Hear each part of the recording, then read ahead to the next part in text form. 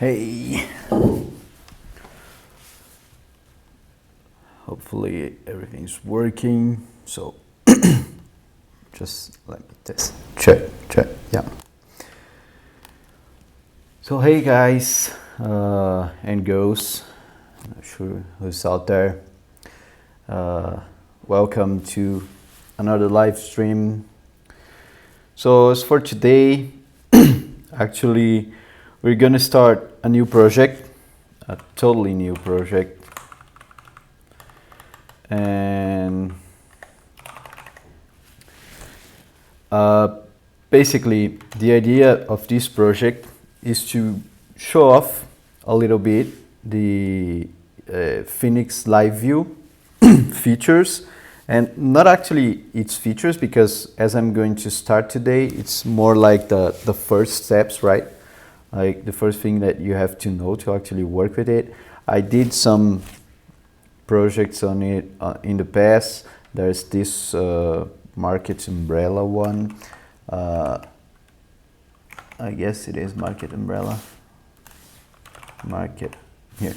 Yeah, this is one I did in the past for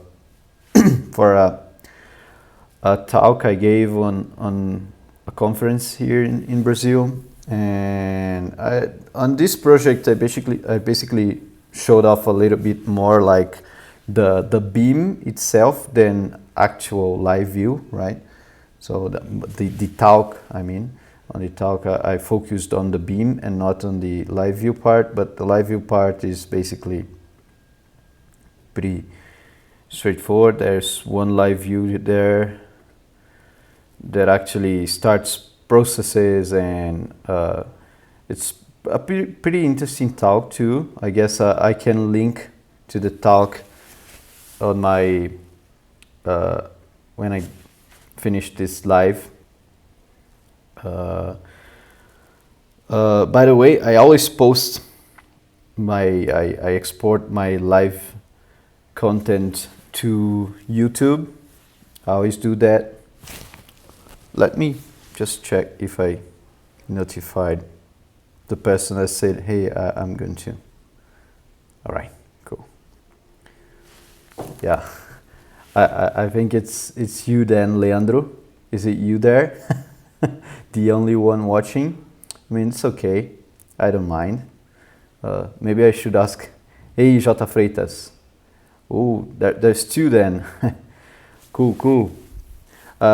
I remember you, J. Freitas, from another live. All right, so em tudo means Leandro Henrique. Cool. Hey, Leandro. Nice to see you. So yeah, I guess let's start it then. To start off, actually, the project, the idea is a personal finance manager. I do use one called YNAB, and I really like it. Like it's a paid one, but it's they have like this whole philosophy behind it, and I kind of want to apply the same philosophy. Hey Iago, thanks for joining again. I guess I remember you from 2 or 3 lives I did in the past. You was there, so cool. Thank you for joining again. So I use this YNAB thing. In the start, it's going to be pretty much. By the way, this is going to take more than one live to actually be done. Not even sure if it will be done ever, but I mean, let's start, right? So I guess the first thing is mix new, right? Oh, let me actually elixir -v. I'm on 1.11. I guess it's okay. OTP 21. I mean, there's 22, but it was compiled to 21. I mean, I don't care much about it, right? I can always update after. So what I'm going to do is mix Phoenix new. So the name of the project, I'm going to call it Koins with a K, because I like K, right? my name starts with that letter, right? Even I work for a company from outside my country, and we are required to open like a company to work as a contractor for them.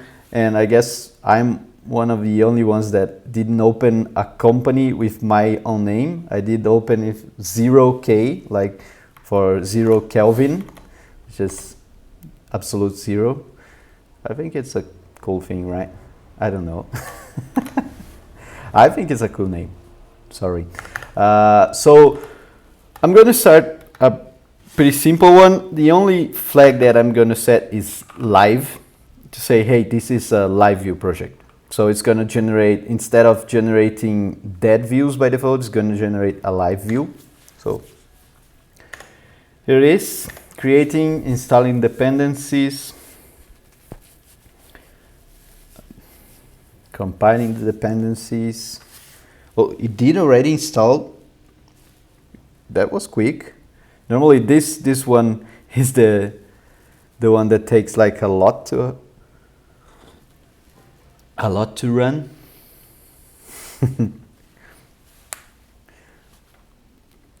Not that I don't actually like NPM. I hate them. Just kidding. It's I just think it's man. It's bad that I'm forced to use it to do web development. I can't wait for WebAssembly get really popular and we could run any kind of environment on the web, on the browser, right? So let's cd koins. I'm gonna start a new server, a new tmux session here called koins, just for fun.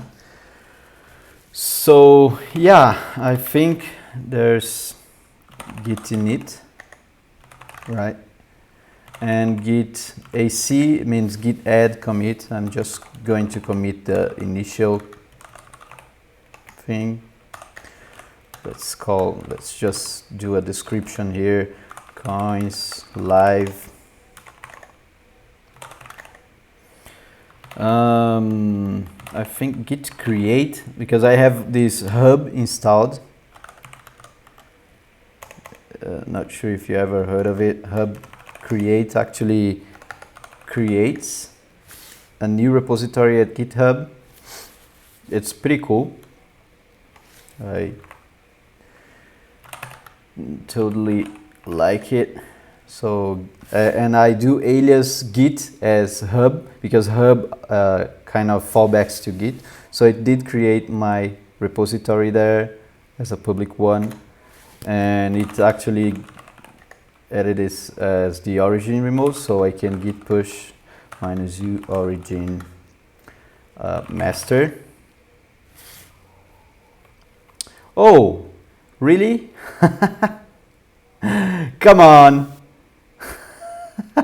Oh, you guys, you should let me know before. Really, that I started, like, I'm talking what, 9 minutes already, and you didn't let me know that I actually didn't share my screen. So yeah, here it is. The screen. Let me go back and show you the commands that I actually executed, right? So this is the Mix Phoenix new Koins live, which I mentioned. It generated a lot of files. It did run npm install that I mentioned that I hate, and it surprisingly went pretty fast. Yeah, thank you, Jota. Thank you so much. My beard, it's not a very nice beard though. I mean, I don't like it that much. I don't take care of it as I should actually. So that's what I did. I ran this command here. This was the result, and I did cd koins as it says to me to do, and I started a new koins session there. So I'm going to attach to that session again, and I did create the repository, which is here, and now it's already initialized, and as I committed the initial commit and push with this push origin master. So back to where I were. So it's already there. So I'm going to create the database with mix actor create and start my server, mix phx server, just so you see. So this is a pretty simple, this is the page that gets generated by default when you start with Phoenix, and it's a different page for when you use the -- live option, or because there's this thing here that they implemented kind of to show off what live view can do. So in here you can start typing whatever you want, and it's going to search on the project's dependencies for the dependencies, and you can click here and say, hey, go to hexdocs for this dependency. It's pretty cool. Like one of, for example, I want to access Ecto SQL hexdocs. I can do it like this, and it's done everything with a live view. So let's check that live view, for instance. So it's called page live. It lives under lib, koins web, live, page live. So the live views, they look like controllers actually, but because they have like a lot of codes and actions. So you just do this use koins web live view. This koins web is declared inside your own project. When you do use them, it calls this macro using that applies that which function and applies the which is what you actually sent, right? So you sent live view is the name of the function that's going to be applied. So basically calling this here is going to paste this code here at compile time, right? So this is what is going to paste there, and the view helpers also, because it's going to paste all of this inside there. This is a bit of meta programming for you guys. So anyway, this impulse there here, they are functions. They're pretty much callbacks that you implement that live view is gonna call, right? So the mount here is going to be called by when starting up the live view. So, and you have to return OK and at least a socket. So this assign function assigns a new some new, right? So it assigns the query and the results on the socket, right? So the other functions that we have here are handle events, increase my font. Is that good enough?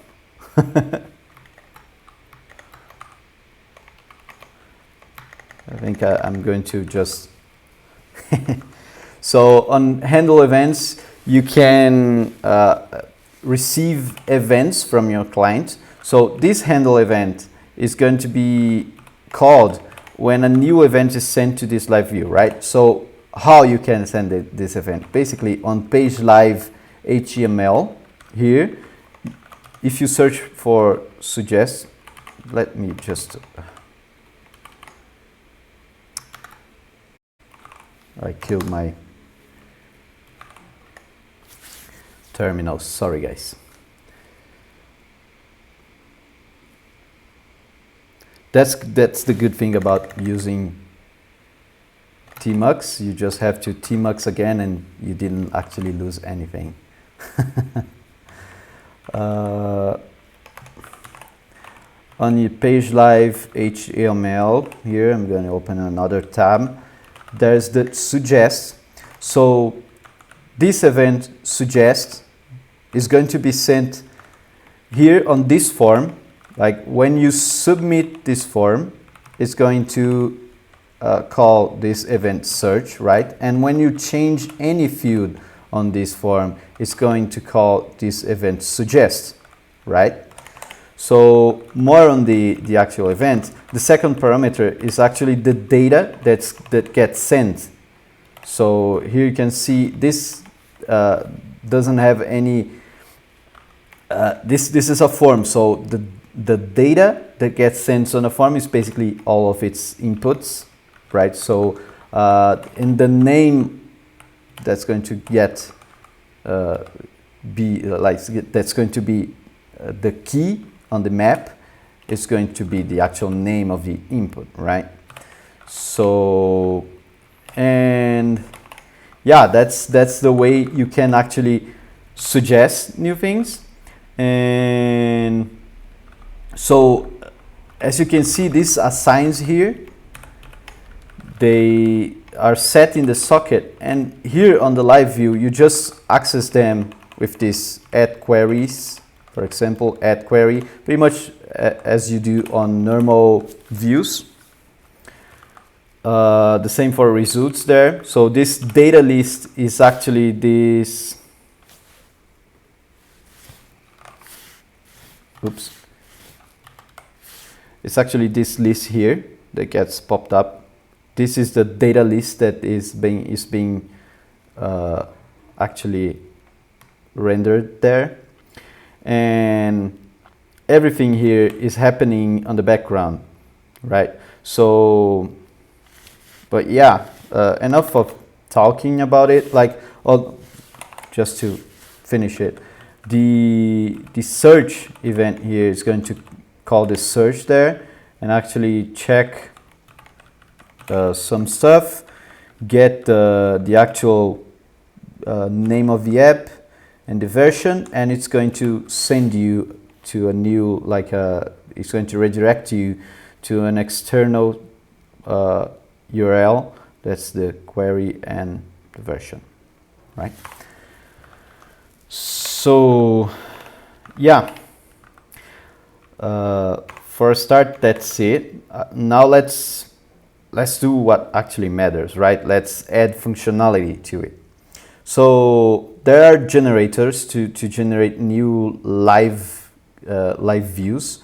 So the same way that you can do like Phoenix Gen HTML and a bunch of configuration, you can do Phoenix Gen Live, right? So if I call it with invalid arguments, it's going to print me what it actually expects. And it's pretty much the same as HTML. You do it on live, right? So let's do it. Let's actually create a live view. The first thing I'm going to add to koins is the transactions. Actually, like the actual bank transactions, the money that gets in and out of your account, right? So it's going to be pretty simple at first. I'm not going to have any user. Like I know a lot of people start off by adding users, but I don't like it. So I don't like to start adding users. I like to start adding what actually matters and add users as one of the last things. And maybe that's not a very good idea. But I normally never finish this stuff. I never get to actually adding the user, right? So, and the user, like, it's one of the less important things on side projects like this, right? So let's do it. The context I'm going to call bank because it is a bank transaction. Like the two main contexts I thought for this app are the bank context and the budget context. I'm probably going to get on it afterwards, but yeah, let's do it. Bank, the name is going to be transaction, name of the table transactions.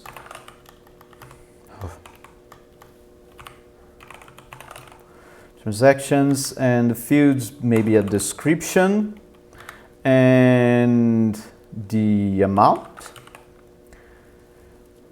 And this amount is going to be actually, I'm going to start using my other keyboard, I guess, because when I hit backspace, it's hitting it twice. Getting nervous about it. Amount, I'm going to call it amount cents, because I'm going to save it as integer, which is please do that, guys. There's even this, maybe I'm going to add it right now already. There's like the money X or something like that. Actually, let's search it where it matters, right? XPM money. Yeah, there's the money lib. This money lib is basically a library to work with money in a safer way, because normally you don't want actual broken cents on your money, or even like working with floats brings a lot of problems. You can see the documentation of this on the GitHub. There's like a link for Martin Fowler's money pattern and the problems that it can generate to use floats as money values. But I'm going to maybe already add this. Right, I have, how do I install it? I do add it as integer. It actually calls amount. I'm going to add this later. Let's do it this way for now, right? So yeah, I did generate the live view. It generates a lot of stuff actually. It generates a show live view, index live view, a form component, and then the HTML for all three actual views and components, right? And it generates tests for it, and modal component. This one is like, I guess it's generic. It generates once, and the other times it just ignores it. Some live helpers also pretty much the same. It also generated me the transaction. All right, the transaction would then be the actual schema with the amount and description. I call it desk to be shorter, but hey, never mind. The bank actual code is the kind of it's the context, we call it, but it's kind of the external API for calling stuff related to everything that's inside the bank context, right? So you don't actually call repo all inside of your controller like this. You call bank list transactions, and it's going to list transactions. And I say controller because I do have the dead views on the back of my head always, but it's now not the controller, it's the live view itself. So yeah, let's see the live view it generated.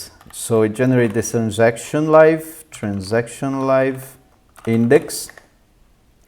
Oh right, it's actually asked me to set this on my router, right? Because if not, it's not going to to actually work.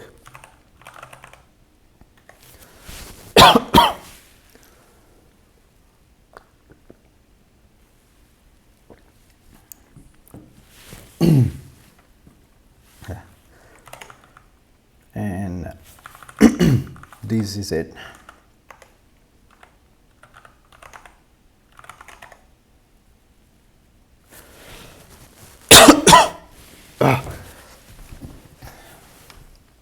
My throat just got be bad. I guess it's the light. It's too hot here.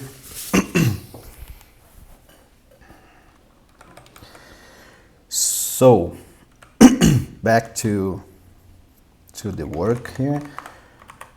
It generated a live view. I did add the live links here on the router, and my server is running. It did have an error, but oh right, the pending migration error. This is quite nice because I can run the migrations from inside my app now, like from inside it here. So yeah, pretty cool. I ran the migrations, which added the table and dash transaction. So yeah, this is the live view that got generated by this command. This is the index live view, right? Because I accessed this route, the first one, the index one, and let's see what it did. So on mount, so when I access this live view, first it just assigned the transactions, and let me see, transactions index HTML. Yeah,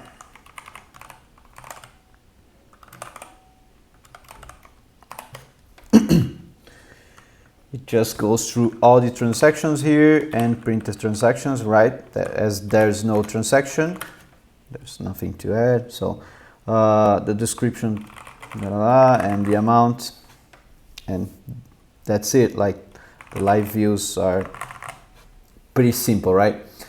So one thing that's interesting, hey J Freitas, just saw your message. Sorry. No, I don't use live view at work. On my company, we have a separate backend and frontend. So I work on backend, Elixir only, and other guys work on frontend. So there's stuff there written in ampersand, some very old stuff written in ampersand, some written with Svelte. They're migrating it gradually. So what they like, everything they use on front end, I just use on the back end, and we have a normal REST API, so nothing really crazy there. But I do like to test new stuff, and this live idea is basically this, me testing this, right? So I'm just explaining here what I already know about live view, but we pretty much are getting to the point that anything that I try is going to be new. So here, continuing on the transaction schema, there's the change set. I was gonna say, as you can see here, the description and the amount, both of them are required by default. So what I can show you is this. So if I hit tab here, it's not happening. Why?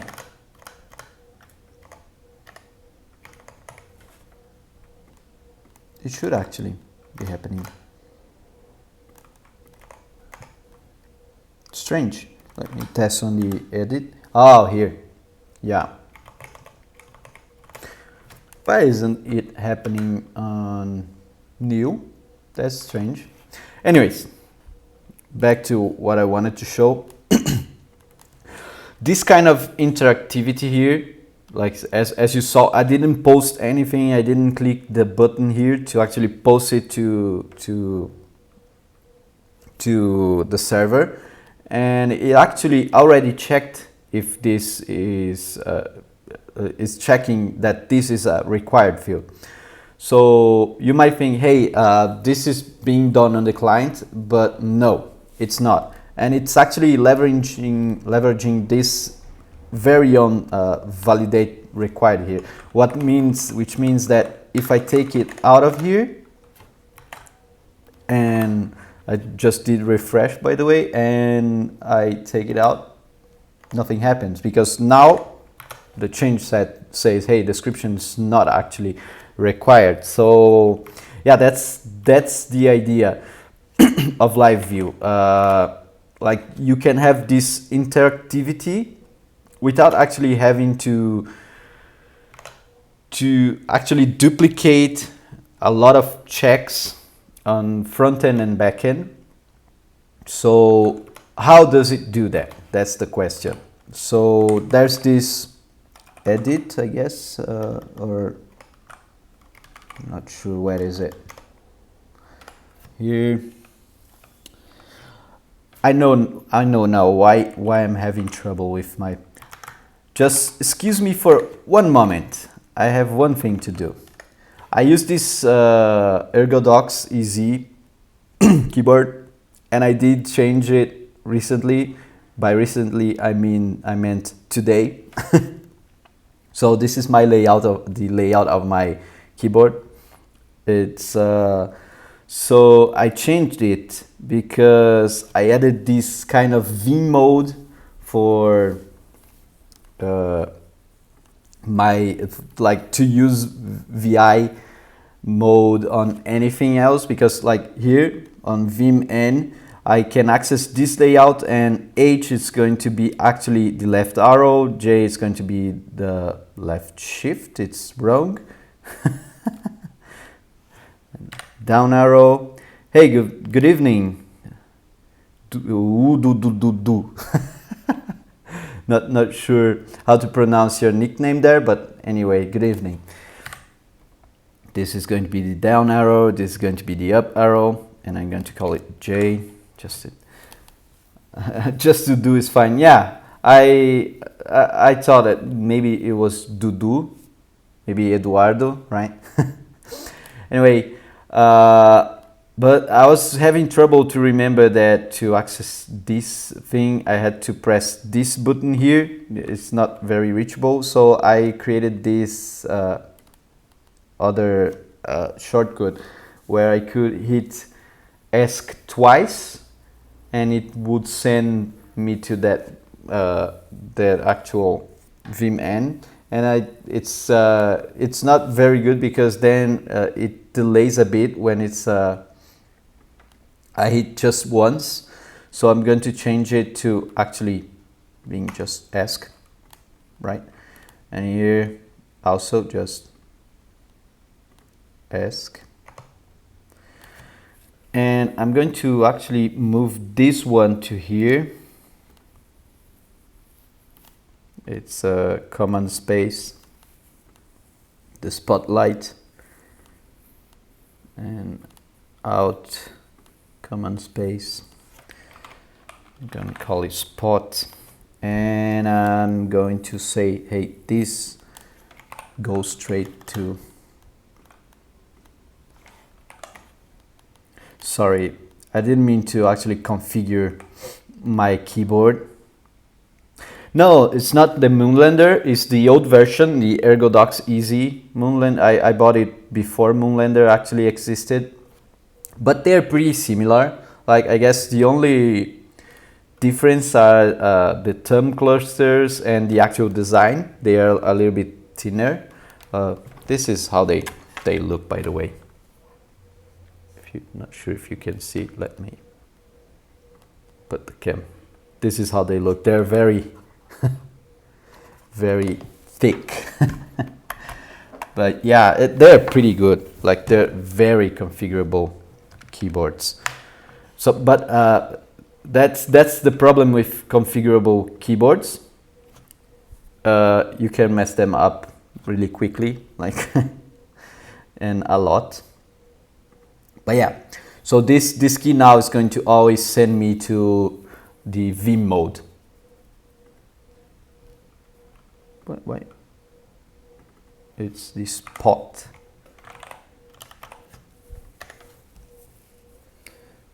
And send out command win space.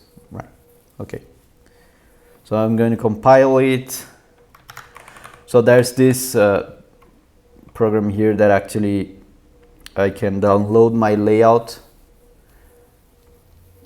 send the layout to this program, hit the reset button, and it's flashing the firmware of my keyboard, and I think now we are good.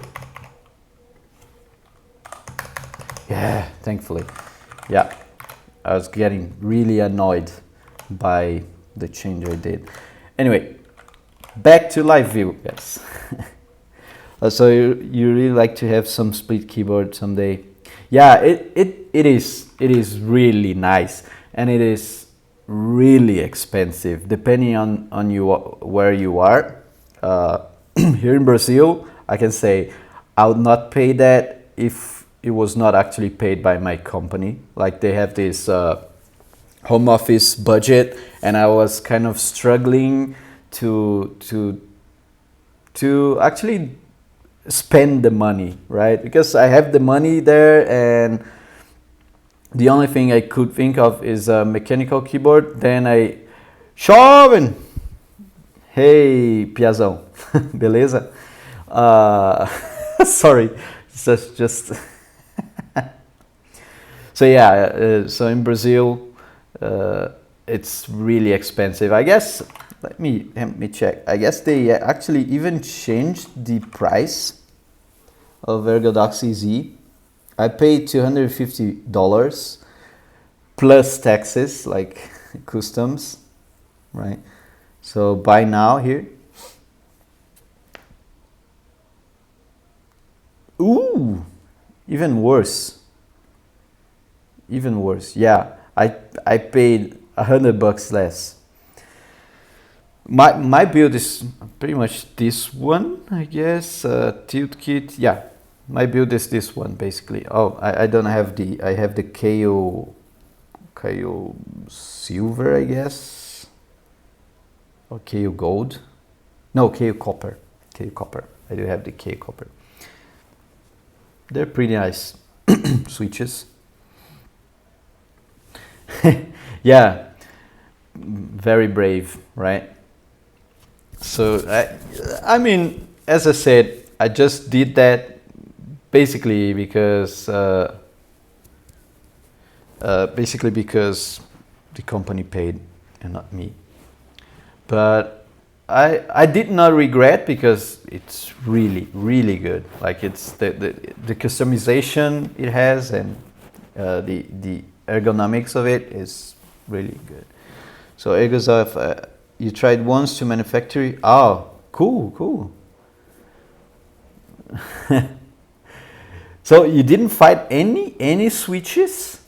I mean, there are places in São Paulo or Rio that should have it.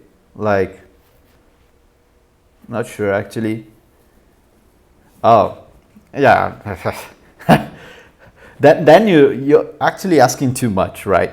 Like reasonable price in Brazil? Come on. Like anything technological, it's not a reasonable price. Yeah. Well, that was even 5 years ago. So think of it. How expensive should it be right now, right? Because I'm pretty sure that no keyboard switches are fabricated here in Brazil. Maybe that's the cool thing that we could invest in. I don't know. Who's into doing some hardware? Huh? Back to live view. Let's go.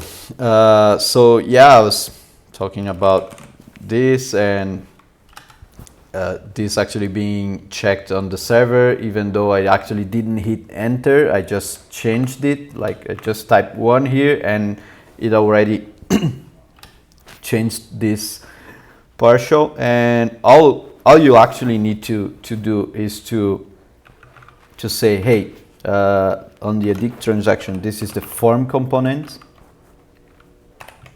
and the form component HTML. Let me open it. Yeah, in horizontal split. So here it is. There's the event validate that is sent every time something changes inside this form. So every time you change this text input or this text input, it's going to send this validate. it's going to send this validate event that's going to be handled by this function. And this function is going to create this change set and put the action validate on it, and reassigning the change set for the whole component, the whole form component, right? So it's going to reassign the change set, and every time you do this, the live view reactively sends anything that changed. It kind of re-renders this whole thing, but only sends what was changed on this HTML. Let me show you. Oh, this is all right. On the console here, I think the name is live socket enable debug. That's the function that actually enables debugging. So everything that goes through the WebSocket that live view uses is going to get printed here. So when I hit 1, something new just got sent and received there. So the only thing that I actually received is this form thing, right? Because the label and the input changed. Not sure why the label changed, but if I remove here, as you can see, the form is going to get re-rendered, and this is what is going to get with the span invalid feedback, right? So, Kushner, is it a question? What, dot files?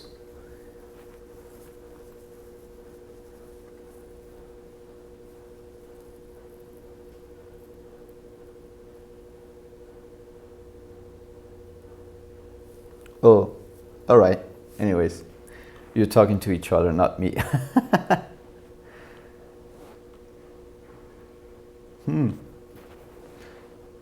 Oh, right. No, I'm kind of new to Twitch streams, so I'm not. I think I'm not even the partner yet. Like, I'm not sure if it's partner or affiliate, the first level they have. Like, so these comments here, I don't even know what they do, and anyways. All right, so back to it. Yeah, affiliate and partner. Yeah, I do need to actually study a little bit more about how the Twitch works and actually watch other people lives. But like professional live streamers, because the people that I watched lives are like, there's only one friend of mine that actually does it kind of professionally. And yeah, Krishna, the link was masked, that's why I saw your. So yeah, I guess if you didn't understand anything about this live view thing here, please let me know. But hey, this is the generated live view. One very cool thing is that you can actually leverage the power of Phoenix PubSub to make this live view thing real time. I can show you, like here.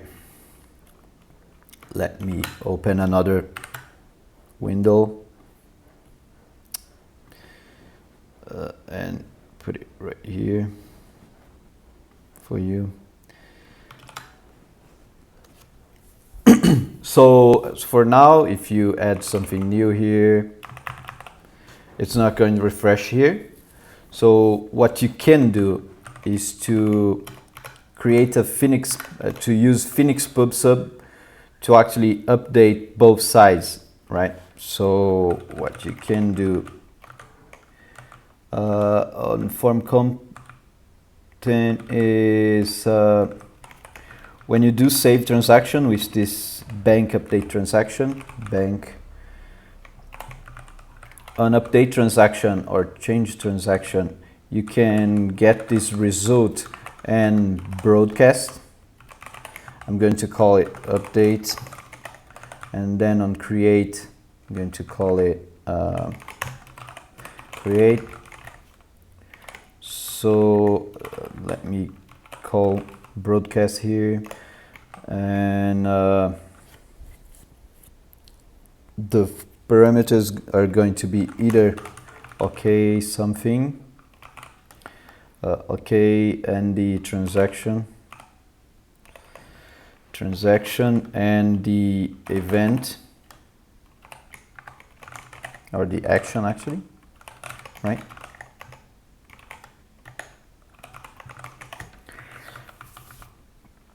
So or it's going to be an error. So anything else, if it's an error, just return the error, right, as it came. Oh, I did hype too. I saw the notification there on Telegram. The guy said, yeah, the HEEX engine is pretty nice.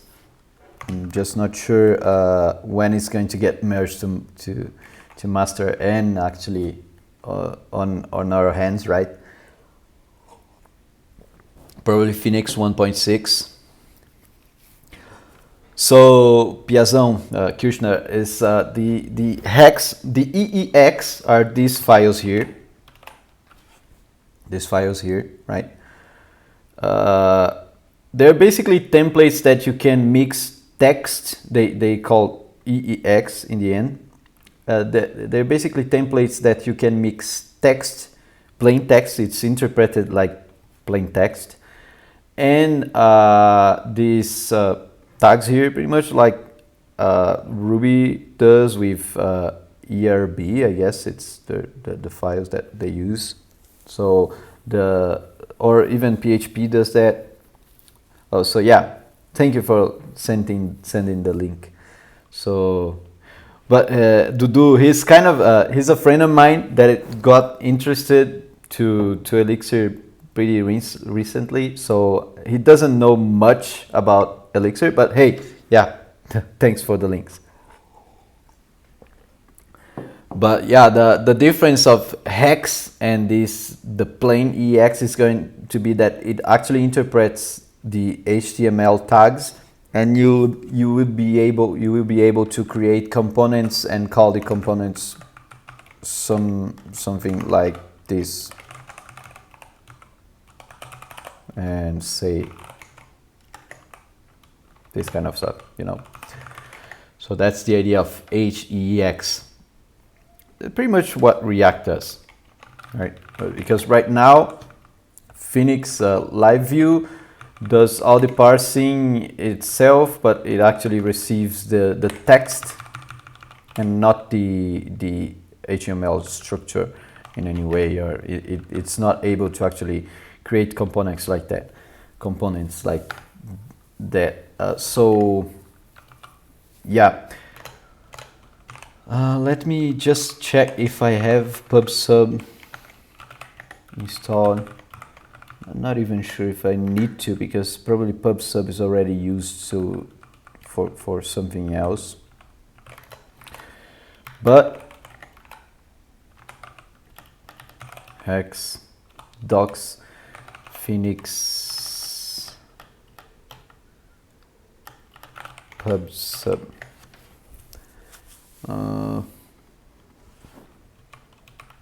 I think there's no. So yeah, what I have to do is to PubSub directory supervision tree. All right, yeah, the supervision tree is an application here. There is the koins PubSub here. Let me just check. Why is it koins.pubsub? All right, it's used like this as the PubSub server for the actual endpoint. First thing. So what I can do is to actually create this, use this PubSub. If I'm not mistaken, I can just koins PubSub, just to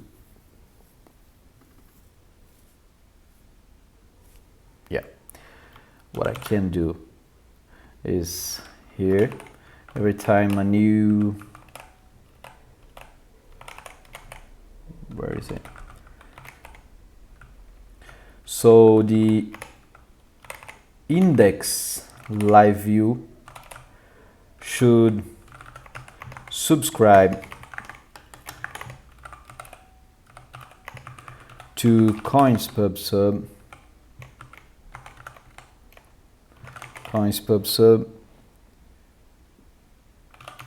and on the topic, I think the topic should be users, or no, actually transactions, right? And I can send messages. It's going to, then I can use broadcast to actually broadcast to that topic the user update. So the broadcast function there,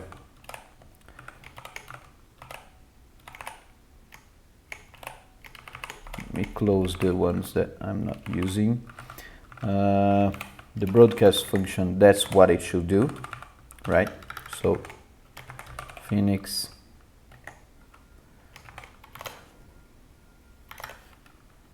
the pub sub the broadcast, is it like this version, or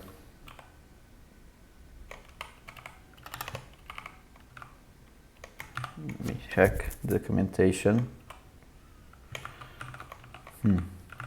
I think this version is okay, the bank version.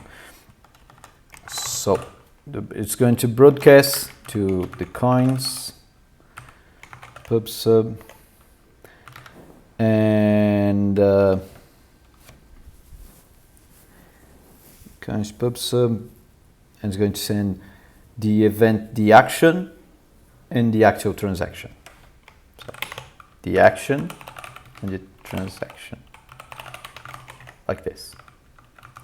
And it's going to return OK transaction. So this here is undefined private. Phoenix pub sub is undefined. Did you mean one of broadcast 3? All right, yeah, I forgot. So broadcast, it's going to broadcast transactions.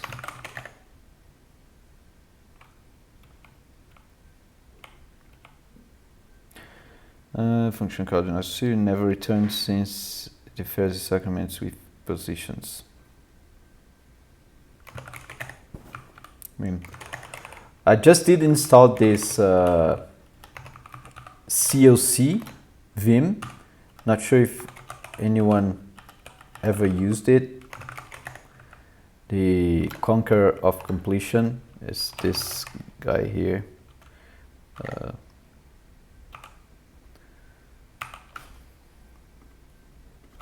COC Vim or something like that. COC Vim. Yeah, this. Yeah, it's pretty nice, but I didn't configure it like completely. So I think I'm getting a lot of like false negatives or something like this. I mean, yeah, there's no function clause matching subscribe tree, but there's 2 here.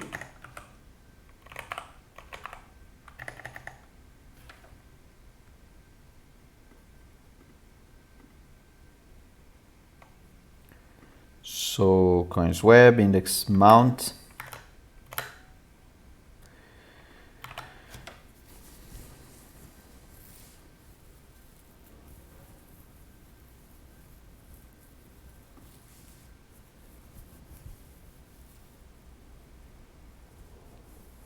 Oh yeah, there's a friend of mine that uses NVim. I never actually really tried it because I have a lot of configuration specific to my Vim, and then I don't want to change really. So yeah, but I heard that it's pretty cool. Like it has a lot more functions than the Vim, but yeah, I'm not going to try that so soon. But it's cool that COC actually works on plain Vim directly on terminal, which I like. So I know a lot of people actually use NVim, and they started with the GUI. They don't like it that much because I use Tmux. I know that NVim you can run it inside Tmux too, but I mean I don't want to change. So yeah. So there's a problem that it's calling subscribe coins pubsub up transactions. I guess the actual topic name should be a string then. That's strange.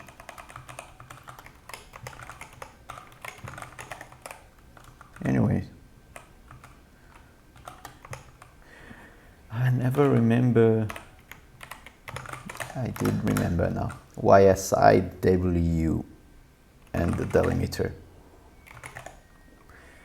So creator update.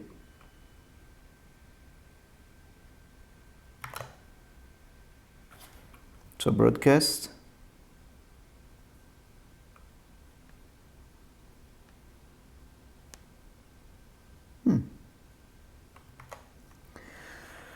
So yeah, now it should, yeah, here. It should still not work because, yeah, I'm broadcasting this. This is sending messages to the live view process, right? But I'm not handling it. So, and to handle it, what I have to do is to do this def handle info and actually handle the message like, hey, on create, get the transaction, that's where sent.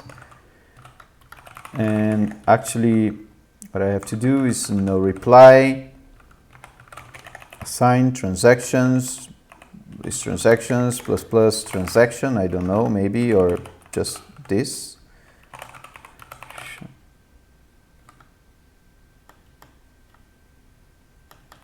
Actually, I can actually do something like socket assigns transactions, get the transactions that are already loaded there, and just add the transaction to the beginning. It's not going to be the best solution though.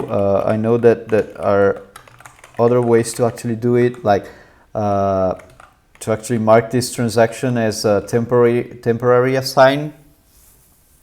And because like once you render all the transactions, you don't actually have to keep that in memory, right? You don't have to keep all the transactions loaded on your server just because you want to re-render all of them, but you actually just want to render one more at the top or at the end. So let me see. Define it socket. Yeah, I think handle info also.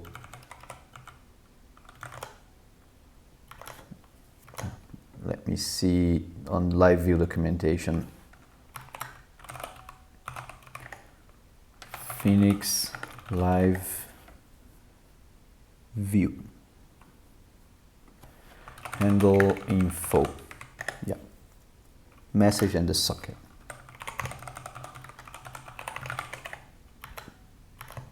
Pretty cool. All right. So let me check. If I add one to here, it got automatically created here too. So yeah, that's how I needed to do to actually add it to make it real time. So I created on one client and it automatically updated in the other one. So everything was done just by making this live view index subscribe to the PubSub, and oops, and this every time I created or updated a transaction, I broadcast the transaction that got updated. That's it. So I don't know if you like it, but IRC COC has the option to add spec suggestions, like in VS Code. Well, I do like spec. I'm just kind of testing COC for now, because for a long time, like really long time, I was using plain Vim and I didn't miss it kind of at all. Like, I mean, I know this kind of hints here, like that you can get, they're cool, but as you can see, I have the hints here and everything is working. Dialyzer is really, sometimes the errors are not very well, not very good to read. I mean, let's try to identify what is this dialyzer thing. The function call will not succeed. Why? Because broadcast. Like, I guess I can do this to actually check the spec, right? Okay, no. Let me check the spec on pubsub dot, what's the function actually? Broadcast, right? Broadcast. This one. So the spec is, you have to send a T. This T is this type spec, an atom. It is an atom, right? Pubsub. The second one is a topic, and a topic is a binary. It is a binary, right? The third one is the message, and a message is a term. It is a term, like everything is a term. A term is any, right? So the only thing left is dispatcher, but I'm not sending it. It's getting the default value. So that's my point. Dialyzers sometimes get really crazy. I actually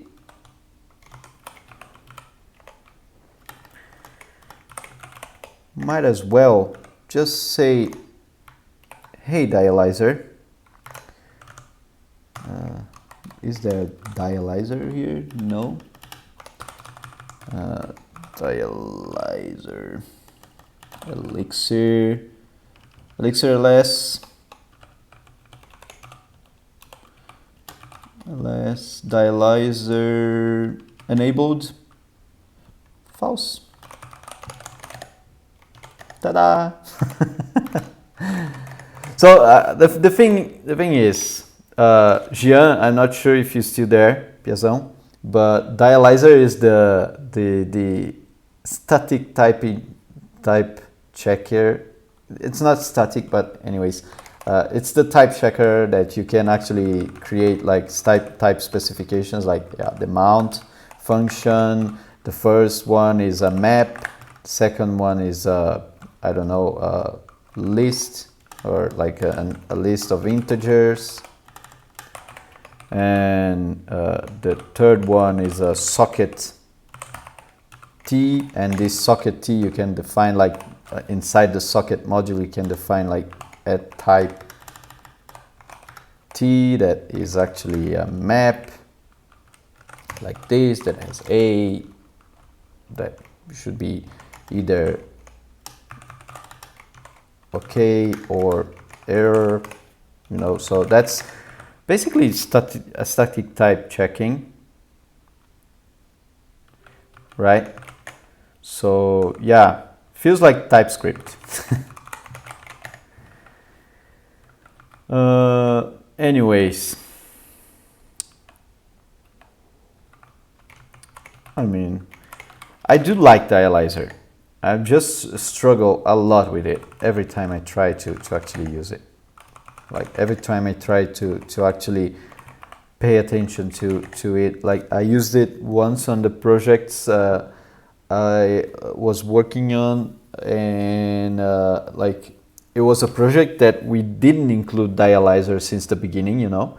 So because of that, I had to write like new specifications everywhere, and some of them were failing, like because I was calling inner functions that had specifications, like Elixir functions that had specifications, and where I didn't define the other specifications well enough. So yeah, that's I suffer with dialyzer. Let's close the card. Yeah, I guess that's it. I mean, it's a nice start to show off things, and I guess the next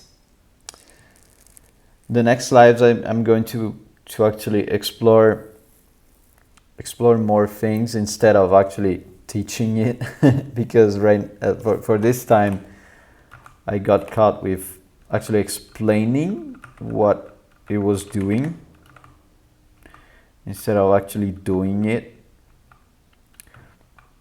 And Kirchner, 4 restarts per minute, it feels okay. I mean, it could be worse. It could be 4 restarts per second, right?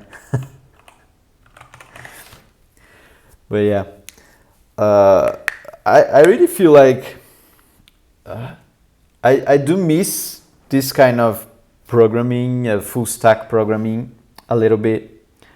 I never thought I was gonna say that, because on the previous company I worked for, I was a full stack developer, and I was used to actually creating these CRUDs and these web pages from like end to end, you know, and even from scratch, because I was working like on this kind of consultancy / software house that people came to create new projects.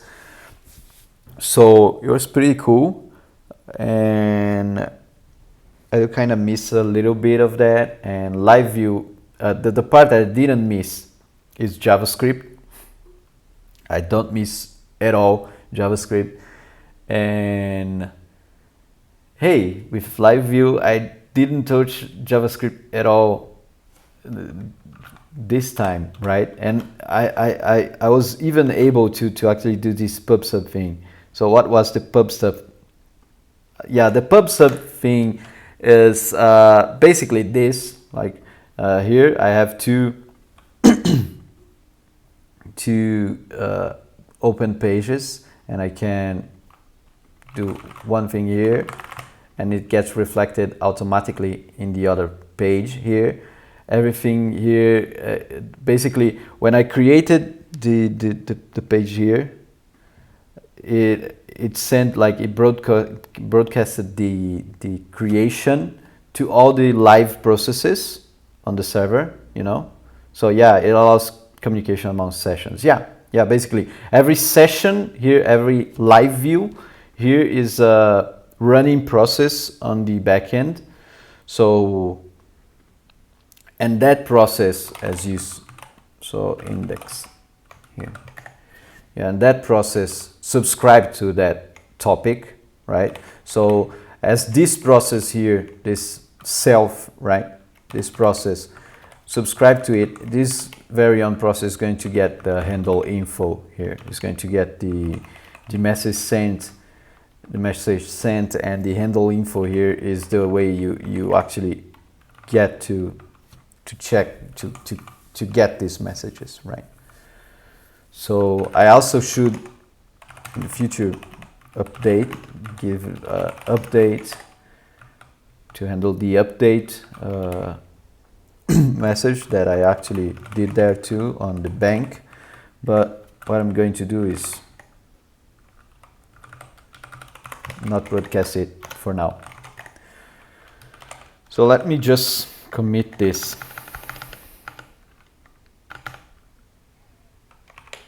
And actually test, like run the generated tests. I didn't test the broadcasting, but anyway.